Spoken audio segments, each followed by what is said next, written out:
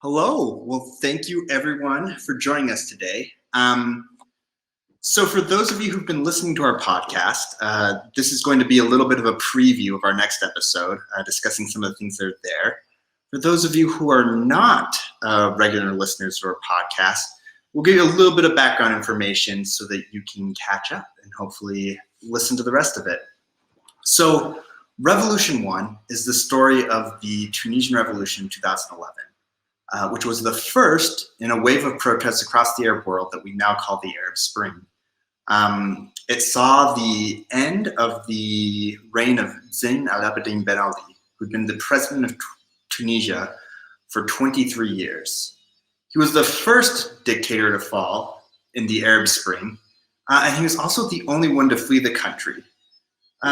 So Erin, why exactly did Ben Ali flee when so many other dictators stayed? Yeah, so I think this is a really interesting, an interesting point to be made. And Cyrus and I are going to talk back and forth a little bit about some of the things today. We're talking about the flight of Ben Ali and the return of the rebels.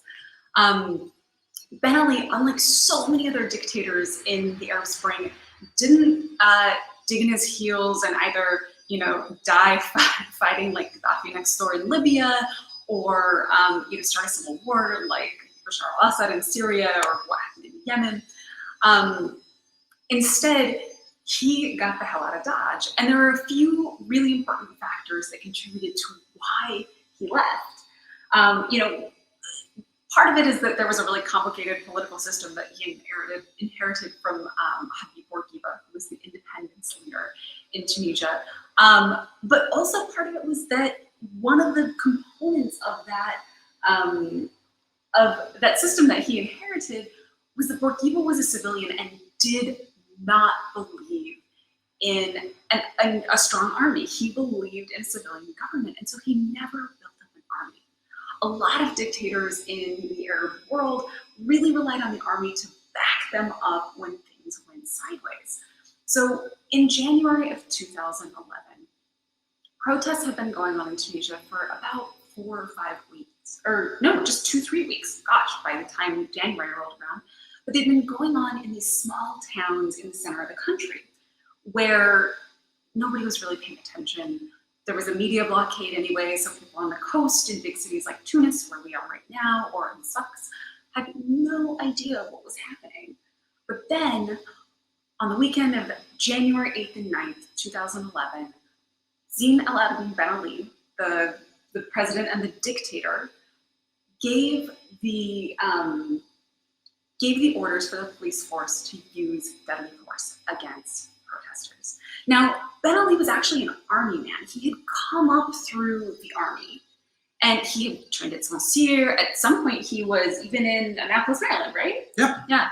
Fort Halberd to train, but he had actually focused most of his energy on creating a strong police force, and he used them as a cudgel against his people for decades. So he, throughout the 80s and 90s, developed this relationship with the police where they would use intimidation and force in small, minor ways to keep people under control, but then also created this just brutal repression of political opposition. There were tens of thousands of political prisoners, people who were killed and tortured in prison, and the police force became this looming sense in Tunisia that basically kept people under control. But then they used deadly force against people, which they had done before, by the way, 2008 and other protests. But something changed this time. More than 100 people died that weekend. And unlike so many of the instances beforehand, these were recorded on smartphones or small camera phones. And people outside of these little areas found out about it. And protests erupted across the nation. Hundreds of thousands of people spilled out onto the streets in Tunis and Sfax, in big and small towns and neighborhoods around the country. And it overwhelmed the police force. Ben Ali's, iron fist was suddenly unclenching. And all of a sudden, the thing that he had to back him up wasn't there. So he goes to the general in charge of the armed forces and says, right, guys, it's time to roll. And the general says, absolutely no way. Absolutely no way are we going to kill our own citizens. And this both enrages Ben Ali and terrifies him. So he goes back to the presidential palace, entrenches himself, and is trying to decide what to do. He gives a conciliatory speech. He goes on public television and says, I've heard you. We're going to give you YouTube. Everything's going to be fine. And it doesn't work. The next day, even more people are on the street. This is January 14th, 2011. And the president, or the head of the security forces, comes to Ben Ali and says, we don't think we can keep you safe. And so, in a very classic, like, dictator way, he goes back to the presidential palace, grabs his wife and his daughter, and shoves dozens of gold bullion bars into a suitcase. They grab jewelry, they grab cash, they stuff it in their underwear. It is like pure Romanov meets like Narcos action. And they get on the presidential jet and they head towards France because they think France is a pretty friendly ally, right? They had even kind of given military or offered some support for the protests. Yeah, I mean, during the protests, the French Minister of Defense, Michel Alliot-Marie, I probably pronounced that wrong, had offered to lend French police force in their savoir-faire in controlling the protests to Tunisia. But that did not end up very well for her. No, it was later revealed that she had been vacationing during the protests in Tunisia as a guest of some of the Ben Ali's relatives. Extremely flashy. She lost her job. Yeah, she lost her job. And also these people are like, just imagine like the most rich, opulent, absurd lifestyle. And this is what they were living. And this is what they were trying to shove on a jet. They get on a plane and they head towards France. And 3/4 of the way there, Nicolas Sarkozy gets wind of this. And he's a pretty good friend of Ben Ali. But he realizes that having a now defunct dictator hanging out in France is maybe not the best look. And so he says, désolé, hein? You gotta find a new place to go. So they make a hard right turn and a bunch of frantic phone calls and try and figure out where to land. And it turns out the one place in the world that is friendly to defunct dictators is Saudi Arabia. Saudi Arabia. So they land in Jeddah. And Ben Ali says to the pilot, you stay here on the tarmac, gas up the jet, I'm going back. I'm just gonna get my wife and daughter settled.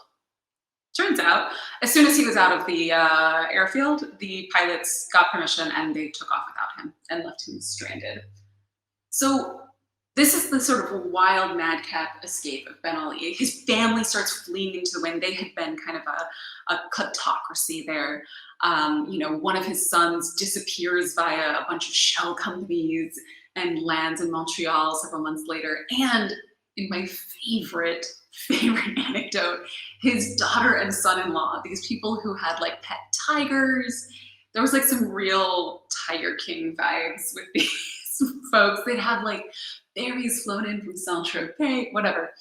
They disappeared for a few days and then they turned up seeking asylum at Euro Disney because this is super classy. So anyway, Ben Ali is gone. He has fled, and there's this huge power vacuum. And they're trying to figure out what to do next. And there's one group of people who are poised and ready to go to lead Tunisia into the future, and that is the Islamists. Yeah. Islamist is a term that I think, especially in the United States, is often used in pretty imprecise ways. And usually I think people think of terrorists, probably like Osama bin Laden, ISIS. Those guys are definitely Islamists, but that doesn't capture the breadth of Islamism. That's like saying, I mean, maybe if you're a Fox News fan, you'd hear things like this, but it's like saying that Maoist guerrillas and the Democrats are all liberals.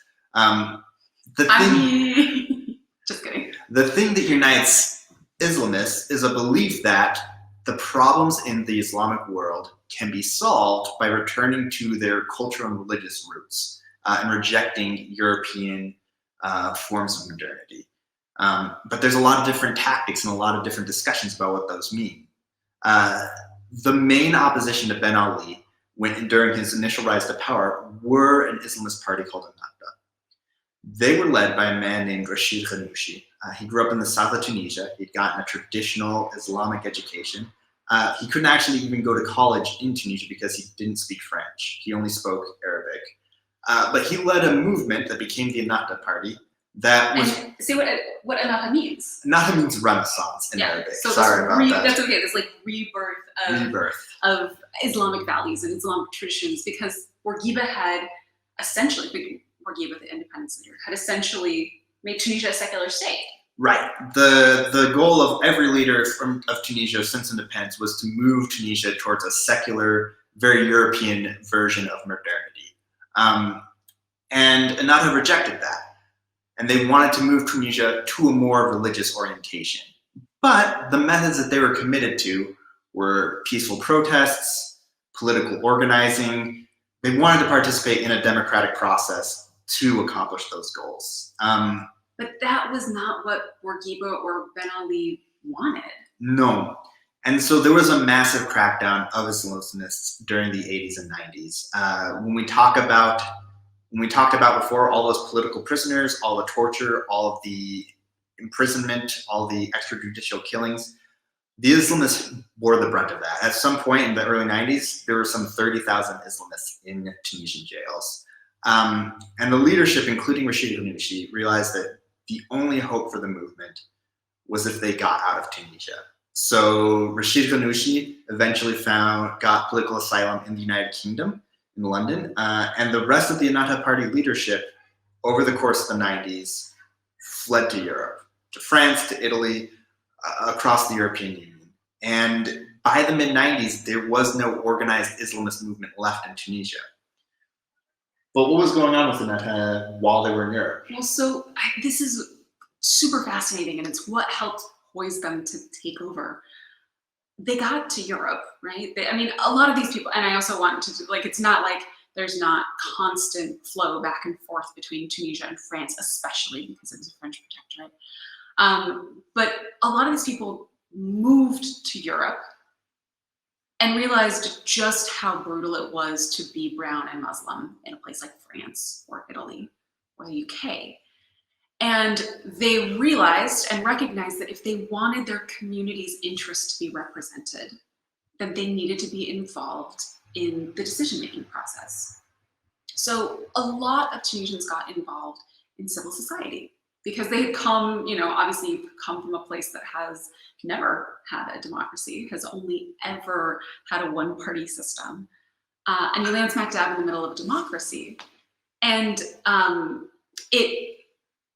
basically, they show up and realize that they need to start participating in the democracy.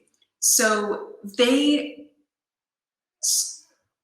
help me out. I just lost my train of thought. No, so they get involved in the civil society organizations in democratic processes in Europe. Exactly, right. And so one of the things that we loved about doing our podcast, and forgive me, I had like a brain fart there. One of the things we loved about doing our podcast is we got to talk to all kinds of different people. Unlike many of our fellow colleagues here at Intelligent Speech, we get to deal with history that is still in the process of happening, that happened just a decade ago. So we interviewed about 40, 50 people for Revolution 1. And one of the people that we interviewed was a woman named Maherzia Labidi. She and her husband had moved to France in the 80s for his PhD. They weren't political exiles, they were just there studying, but both of them were Muslim and were active. And Maherzia, who spoke both French and English, she was a translator and a really sharp lady, got involved with the various Muslim civil society organizations. And in 1989, she was at this meeting of Muslims in France. It was actually Muslims of all of Europe. And they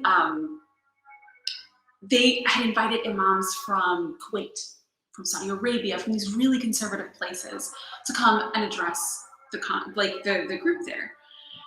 And she said that it was the most dull and boring conference because there were these really crucial issues happening right then in France. France had just made it illegal for girls to wear the hijab in school. And conservative Muslim families were trying to decide whether they were going to send their girls to school or not. And Rashid Khanouchi, who had initially gone to France for exile, but France actually realized that they wanted to maintain a better relationship with Tunisia than they wanted to have an Islamist in exile there, sent him to the UK. But Rashid Khanouchi was in town for this conference, and somebody gave him 15 minutes to address the audience. And he stood up and he said, look, you want to talk about your girls wearing hijabs in school? He's like, they are already immigrants. They are already Muslims. They are already on the edges of society. And you want to add economic marginalization and ignorance to that? It's like, this is not how you get the things that you want. Like, your first priority should be education. Your second priority should be education. Your third priority should be education.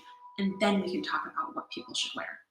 And Marzieh, who at the time was in her 30s, like late 20s, early 30s, conservative Muslim woman wearing a hijab, is so moved by this, she stands up and gives him a standing ovation. Everybody was looking at her like she was crazy.